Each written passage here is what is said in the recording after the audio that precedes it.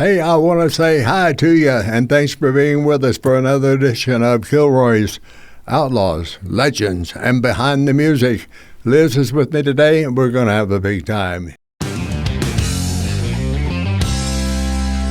Welcome to Kilroy's Outlaws and Legends Behind the Music with your host, multi-award-winning music producer, Eddie Kilroy. And now, here's your host, Eddie Kilroy. Hey, I told you we were going to do some talking today, and talking today is about a lovely lady that we were graced with her presence for years. I'm talking about the great Loretta Lynn. How about it, babe? How about it? I like her. Yes. My wife, Liz, and I started talking about Loretta and said, we need to do an entire show on Loretta Lynn. Huh? Yep, yes. So here we are. No, Loretta was, I was blessed to be able to call Loretta a friend after my many years in Nashville, 4 decades there. And that's what this show is all about. It's all about telling you things that you can't find on Google or online anywhere. And perhaps you say, wow, I didn't know that, so that's what we're doing. Loretta was just, she just became kind of a overnight legend. And that was strange because she was a legend before she really became a star, and she was a legend. Then she was a legend. That work? I'm trying to say something. How do you become a legend before you become a star? Well, magic, I guess. But what I was trying to say, most people think of legends being dead. You know, like, boy, that was a legendary guy when he was living or something. That was a legendary lady. Well, she was a legend while she was alive. Well, that's true. You know, and so many people outlived their legend, like my friend Jerry Lee Lewis that I produced so many records on. He outlived his legend. He was, everybody had forgotten about him. When he died, you know, the people didn't even hardly remember him except the diehard fans that were old enough to remember. But everybody remembered Loretta, and they do so today. And they still play her music. Now, you're not going to talk about what everybody knows, like, you know, coal miner's daughter and all that stuff, right? Yeah, well, no, maybe I mentioned Sissy Spacek or something because she was so good, but the usual, I know what you're talking about, the usual stuff about Loretta. She was born in a little house in Appalachia, and her dad was a coal miner. Yep. And it was all wonderful, except it's been told over and over and over again, and you can find it online.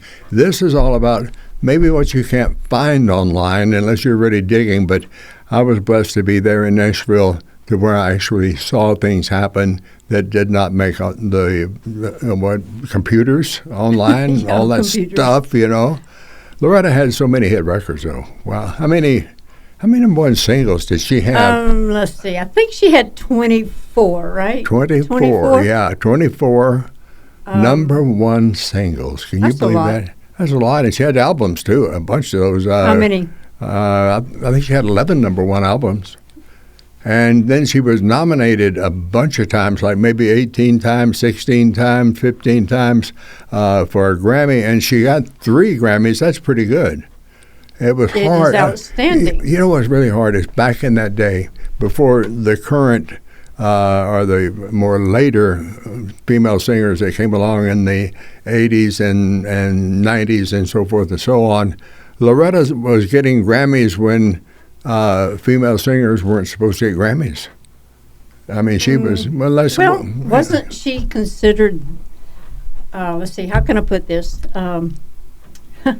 You help me out here, please. Okay.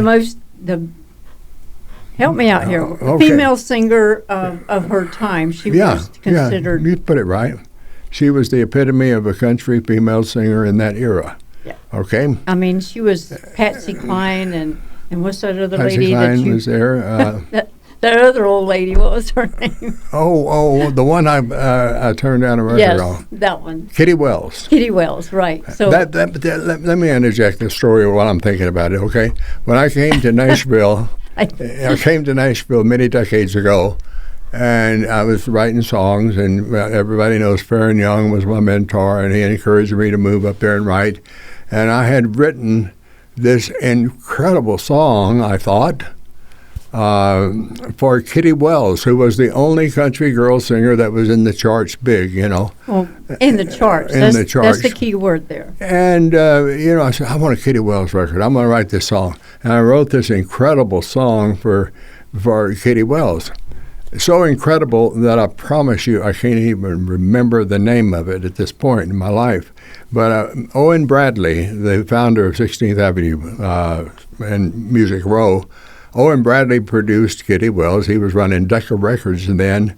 And so I went up there to Mr. Bradley. I said, Mr. Bradley, I'd like to show you a song for Kitty Wells. Well, he said, and he was a wonderful, wonderful human being. Loved him to death. And so I got my guitar out, and I sang him the song for Kitty Wells. He said, I really, really like that song, Kilroy, but I'm recording a new girl I'm signing, and I'd like to keep that song and record it on her. And on her didn't ring with me anything. I don't know what on her was. I said, Mr. Bradley, I said, with all due respect, if you can't do it on Kitty Wells, I'd just like to keep it. Well, that girl that he was getting ready to record was named Loretta Lynn. Wow, what a dummy. I turned down a Loretta Lynn record, and I didn't even know what I was doing. You didn't even know who she was. No, but boy, it didn't take long to find out. You were probably the only one who wrote a song and turned it down for her. I know, what a dummy, what a dummy. Well, we won't discuss that. No, anyway, Loretta became a huge, huge success and handled success so gracefully, and she was a great spokesperson for country music wherever she went. And she did a lot of stuff. She was one of the early country female singers that would go do a show in New York, like Johnny Carson or some of those, where before country music had never been exposed, especially for a female singer. Mm-hmm. There were 5,000 male singers out there, and nobody said, the labels said, oh yeah, I forget this. The labels, meaning your major labels in Nashville at that time, Decca, Columbia, Capitol, you name it, they all felt like they had to have a token girl singer. And I don't care how old that lady may be. She may be 35, 40 years old. She was referred to as that girl singer. You always had to have a girl singer. That girl singer. And then a lot of artists that toured from the Grand Ole Opry, like a Webb Pierce or somebody like that, they would put a girl singer on the show. And that's degrading. It was. Girl? It was, that girl. Why didn't they call it that boy? They never did. Or that man? And if it was today, maybe they wouldn't know what it was. It could be a transgender. Now they would say that it. Yeah, that it is going to be a hit. That's not. Oh, well. Lord have mercy. Help me. Well, okay, let me change the subject there. Her husband, all right? His name is Oliver Lynn. So where did y'all called him Mooney. Mooney, we called him Mooney. She called him Doolittle. Why does he call him Do? I guess because he didn't do much. If you're going to be called Doolittle, that is because you didn't do much. And if you were really proud of your man, you'd call him, hey, too much, how are you?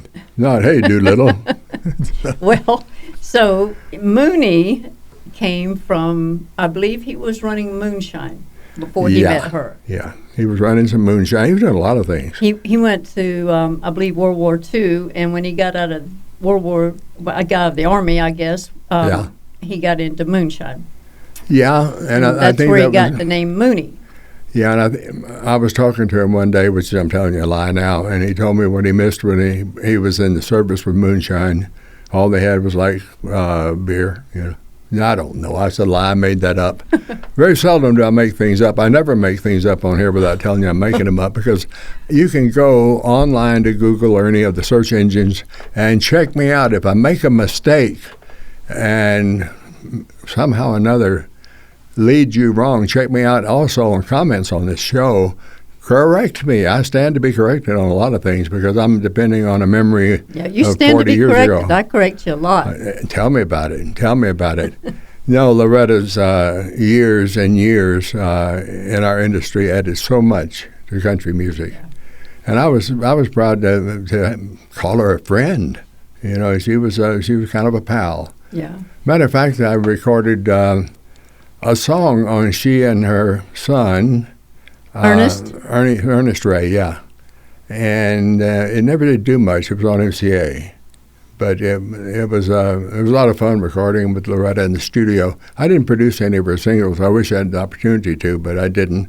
Mr. Bradley did that and did a wonderful job from starting Loretta up until the very end, you know. So you mean the one that tried to get you to put your great guy. song? Yeah. Well, you know, she toured for 57 years. Oh my gosh, that's a lot of miles. It broke her health. It really did. Well, it would do anybody's health.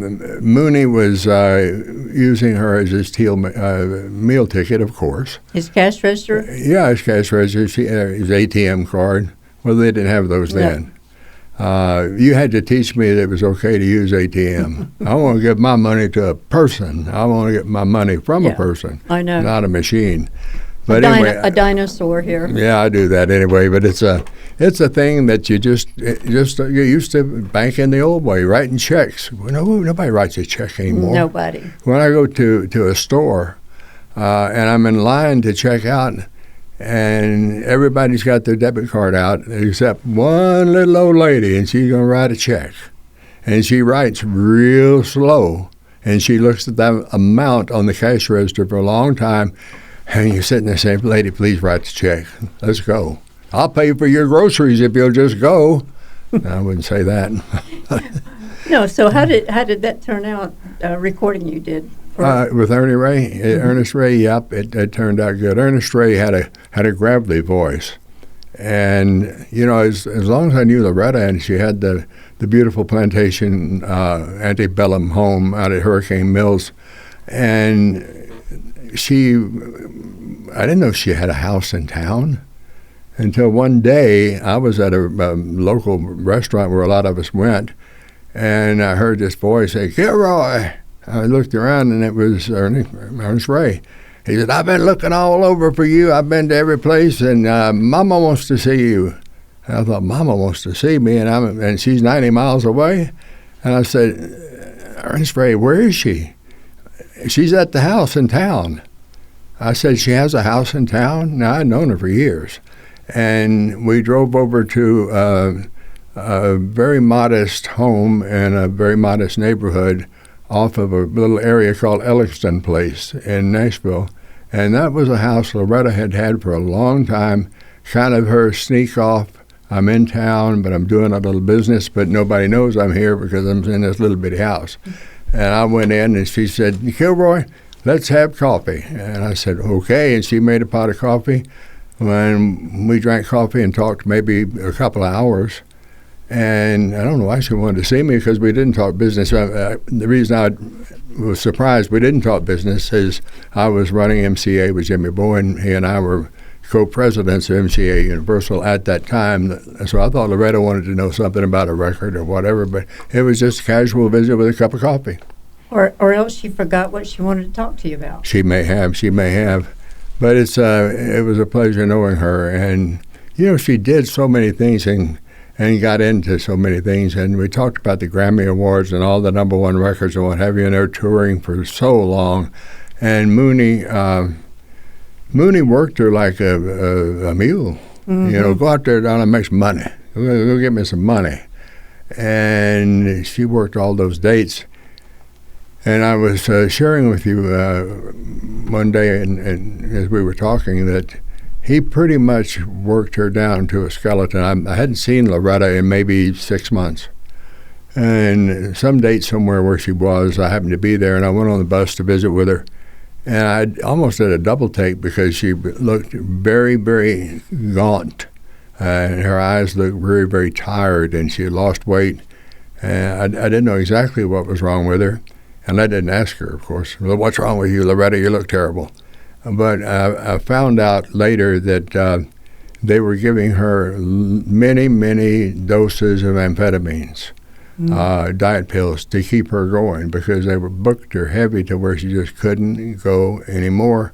So they pump her up on diet pills and put her up on stage. It's kind of like winding up somebody and saying, okay, go to work. And then they come unwound and you just got really, really tired. but she looked tired. And so why did he do that? Money. He wanted money? the money. Yeah, he would. Money. Hey, you know what I dislike? I don't mind people that have, like if you were making a whole lot of money and I wasn't, I don't mind that, but I wouldn't refer to it as my money. I would think that in a partnership it would be our money. Well, he would say things to me like, "Yeah, I bought an island in Hawaii. I bought my island, my this," instead of we. Mm-hmm. It would be more palatable if I would hear him say, "We bought an island in Hawaii." You want to say that again? We bought an island. The other word. We? The one that... Palatable? Yeah, that's a big word for you. Yeah, it's a big one, like mayonnaise. Mm-hmm. But I want to tell you something. Loretta gave me a villa in Mexico. And well, she tried to, right? Well, I kind of took it. Did you? Yeah, well, kind of. I said, okay, did wow, she thanks. give you the key? No. Then you didn't take it. I don't think he even had a key, but I said, why do you want to give that to me? She said, because there's sitting down there, and there's Mexicans camped out on the lawn. There's Mexicans all over the place, and Mooney is scared to death of Mexicans. And she said, I knew you weren't scared because there's a lot of Mexicans in Texas, and we were raised with many of them there. But I never did go down and accept her offer of the villa in Mexico. It was on the beach, but I don't know what town it was in. But it was... I guess those Mexicans took over then. I imagine Mexicans... They moved from the lawn to the house. Yeah, and that was many years ago. So, yeah, I'm sure. But Loretta was a sweetheart, getting back to that. And she loved rodeos. Mm-hmm. And, of course, I rodeoed for a long time in my younger life. And so I was really glad that she was a fan of rodeo, so much so she started a rodeo company called Longhorn Rodeo. Mm-hmm. Loretta Lynn's Longhorn Rodeo, yes. And it was a small deal to start with. Out in Goodlettsville, Tennessee, Mooney built a arena out there. Nothing fancy, just an arena. And he may have been drinking a little because I remember it sat a little sideways, but that's okay, it worked. And then a guy by the name of Bruce Lurkey came in from Wisconsin, who was a good promoter, apparently. And I'm saying this all in front because I really, really never knew Bruce. He was a member of the IPRA, which is the minor league of rodeo. Mm-hmm. I don't say that in a despairing way to anyone that's in the IPRA, okay? But it's like minor league baseball, IPRA. Major league baseball, it would be PRCA. Mm-hmm. Okay, so it's rodeo. And it was an IPRA rodeo, and they were sanctioned. And Bruce took it to some pretty good venues, some indoor beauty, what am I trying to say? Indoor venues. Thank you. And then Loretta said, you ought to put some chuck wagon races in there. She liked chuck wagon races. She had worked Calgary, where the chuck wagon races are a real big part of the show there. And she was, I guess, fascinated with them, and she wanted chuck wagon races in her rodeo. In a rodeo, and by gosh, she got them too. And she got them. And that was her deal. But what happened to the rodeo? Well, what happened is Loretta was appearing, I should say, at the rodeos, which would draw more people to the rodeo. Well, it was to the point she was losing a lot of money because she was turning down dates. Let me back up just a little bit. Most rodeos are on like Friday, Saturday, and Sunday afternoon. So those are big nights for her to be working in big venues like Las Vegas and whatever. And so eventually she had to just say, hey, I can't work the rodeos anymore. And when that happened, attendance started dropping off. And I think she either sold out or they had some sort of agreement. But the guy that came down to produce those for her, Bruce Lurkey from Wisconsin, he ended up taking it over, and she got out of it in 89, I guess. 1989, yeah. Did they have their own stock? Yeah, they had their own stock, and they kept horses and bulls, everything. Had everything. Kept all the rough stock, the bucking horses and bulls, out at their ranch in Hurricane Mills. They had another facility to keep their using horses and some of the parade horses, the grand entry horses, there in Nashville. but she But got out of. They had a pretty big place there then, didn't they? Oh yeah, they did. They did, and the place out there at Hurricane Mills is big. But Loretta, on stage, I don't think she ever showed anyone some of the hurt she had inside. You know, she lost 2 children. Mm-hmm. Her first one she lost was Jack, and he was their oldest son. Yep, and he died at 34. Now, I think it was a little bit later than that. no, I'm sorry. Yeah, what was he? He was 34. I don't recall. I think he died at that age. He was not a boy. He No. was a grown man. No, he was. But now I'm going to be Dr. Forensic, okay, in his drowning. He was swimming his horse across the river. Unfortunately, I have a lot of experience of swimming horses across rivers because that was our big deal in my hometown. We had a river going through there, the Trinity River, and I would take my little horse down there and I'd put him in the river, alligators, snakes, and all, and hold on to his tail, and old champ, he would just he'd boogie across that river with me, and we'd just boogie back, and we had the best time. But you hold on to the horse's tail. If a horse gets on you, if you're in front of a horse and he's swimming, he hurt badly because he's going to swim right over you. You can bet on that. But they found the horse, but Jack had drowned, and they didn't find his body for, I want to say a day, maybe 2 days, and they determined that he had hit his head on a rock. He'd fallen off. Fallen off the horse, hit his head on a rock. I question that, Dr. Forensic here, because how do you, in 10, 12 feet of water, how do you fall off your horse and hit your head Well, on a number rock? one, I have done my share I know you of have. swimming horses and, Right. and lakes and things, and with the alligators in Florida. Mm-hmm. So the horse is in the water, okay, and his back is level with the water. Right. So how do you fall off? I don't know.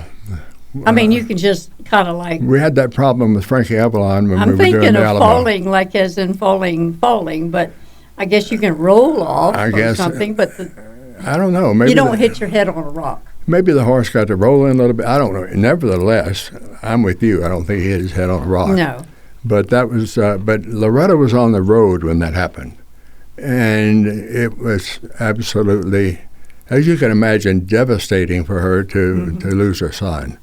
And then years later, she lost her firstborn daughter Her first child. with emphysema. And mamas aren't supposed to leave their children. No, and she was very sad about that. And then her health kept, through the years, deteriorating. Her knees were very bad, maybe 10 years before. Well, I guess she that's quit performing. 57 years of climbing up those steps in that bus and climbing up steps on the stage. I know. And Mooney feeding her diet pills. And Yeah, it's keep a good going, thing baby. she wasn't a drinker. Yeah. Oh, wait a minute. Speaking of that, Yeah. you need to tell your story, your plane story about her. Oh, yeah. I may have told this before, but that's okay. Years ago, I was required to get on 2 airplanes a day, part of my job, flying to different cities, working with radio stations around in lieu of my job. So Nashville would not serve mixed drinks, only beer. So I'd go to the airport and I would just say, sir, 6 beers, 6 Budweisers. Well, he'd bring 1. I said, no, 6 at one time. And he'd bring them. I'd knock down 6 ones, and I could kind of get a little buzz on. I'd go get on the airplane. So I was telling Loretta, I said, Loretta, I've got to get half drunk before I'll get on an airplane. And she said, ooh, Kilroy, not me. I'm not going to be drunk when I meet Jesus. And I said, that's a pretty good outlook, girl. But Well, no, I understand. we had a good time. And And wait a minute, wasn't she, isn't she on the Hollywood Walk of Fame? she is. She's got her star in the Hollywood Walk of Fame. And that's, I think, the only country female artist Absolutely, to as have far as the- I know. Mickey, that we know of. Yeah, anyway, yeah, you know. that, Maybe Mickey- some of the modern ones have, but Gilly has his on his. A lot of our friends are Wayland, but Loretta deserves to be there. And if you're out in Hollywood and you want to see her star, go walk around, look at the star. Yeah. I often wondered about that. I told Gilly one time, I said, Gilly, how many people do you think go there to look at your star? And he said, I don't know. They said they wanted to put it there, and I told them to put it there. I wouldn't turn it down. No, Mickey was so funny. There was so many things that, gosh, looking back in memories of things that happened, and the one thing that stands out in my mind, and people that are watching us or listening to this podcast right now are saying, damn, Kilroy doesn't like anybody. That is not true. I love people. Oh. But I'm kind of picky about the ones I love. So, yeah, he's real picky. And I didn't care for her manager, David Skepner. His road manager, right? I think on his card he said manager. But he was a road manager, Yeah, more or less. He went on the road with her, and I think he was Mooney's watchdog. Now, why he was on a watchdog with Loretta? She was a grand lady, not doing anything wrong. She wasn't a drinker. She didn't party. She went out, did a show, got a bucket full of money, and left. So, but he was a cat that had an attitude.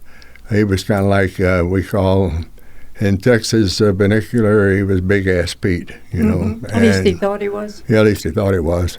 And I was went to see Loretta.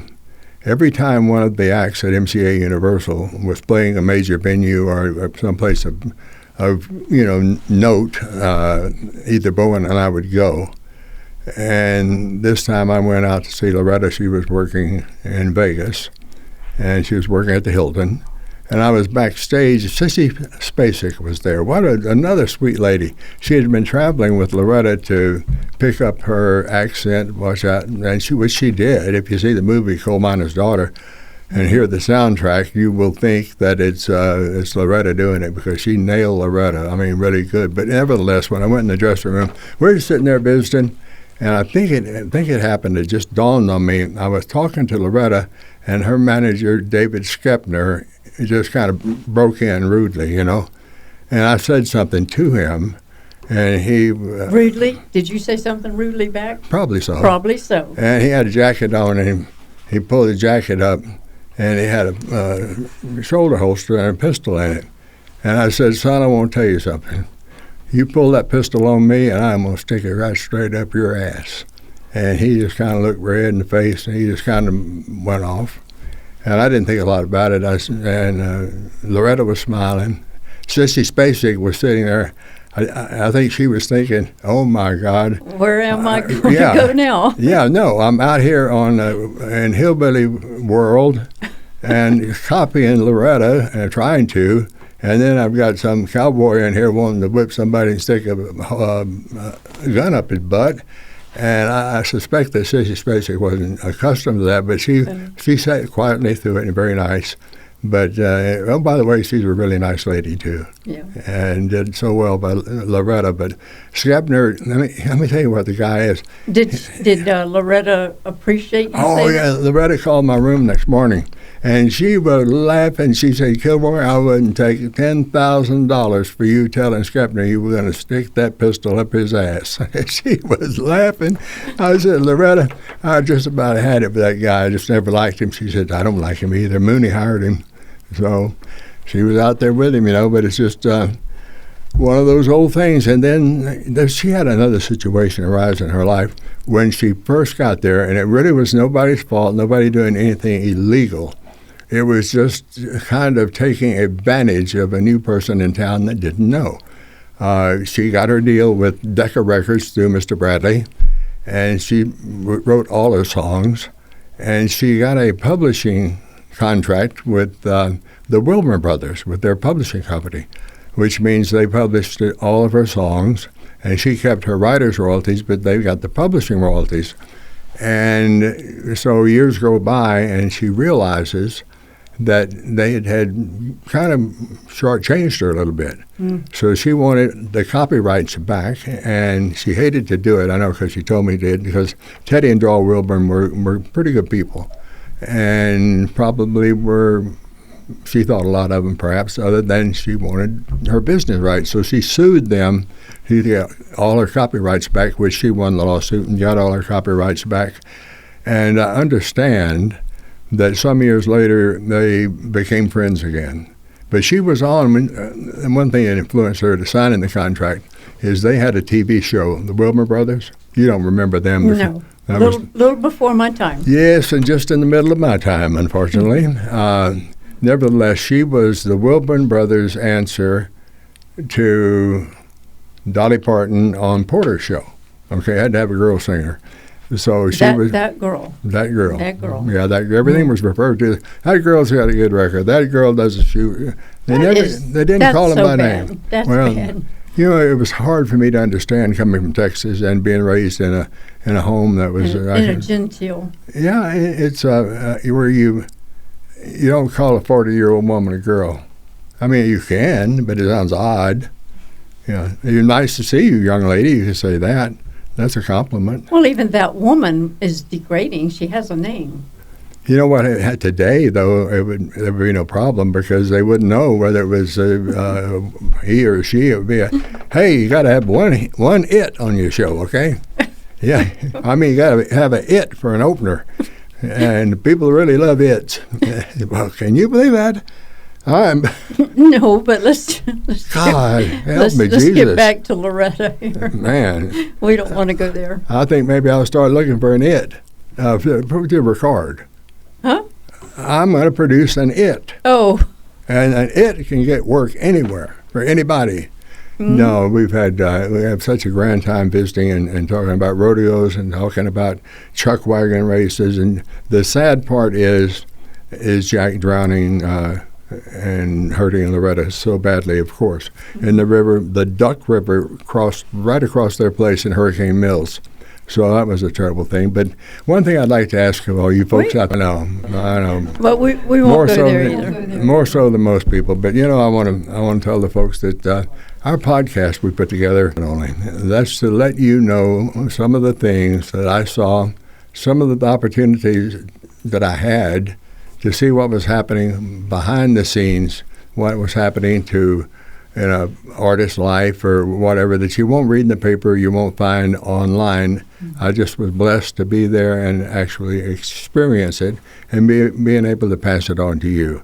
So I would like to ask you to subscribe to this, help us build this podcast into something to retain the history, the early history of Nashville, Tennessee and Music City, USA, and what used to be Music Row, which is now, I understand, condominiums and what have you. But if you would please subscribe and hit like and hit comment, leave a comment. If I offend somebody, if I make a mistake, if you catch me in a lie, hey, call me on it because I'm talking from my heart, but I'm also talking from 40 years of memory, and there may be a little fallible in there somewhere. But I think it's right on.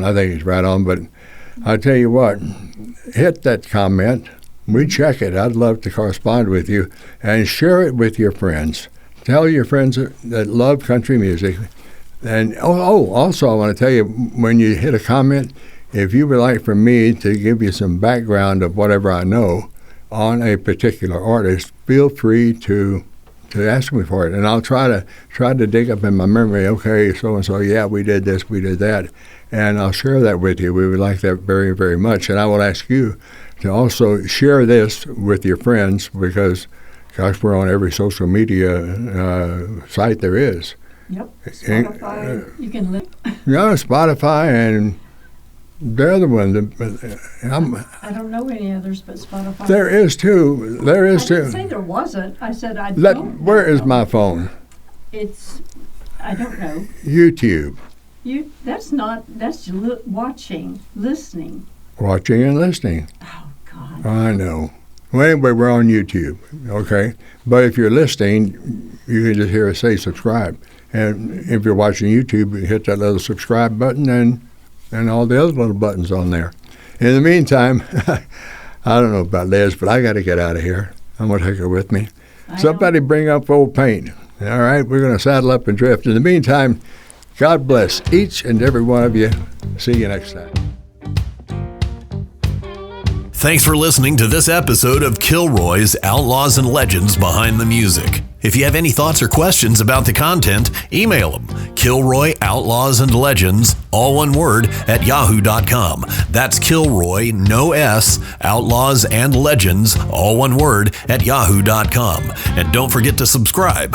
Third-party use of any part of this podcast without the expressed consent of Eddie Kilroy is prohibited. The Kilroy's Outlaws and Legends Behind the Music podcast is a production of Eddie Kilroy.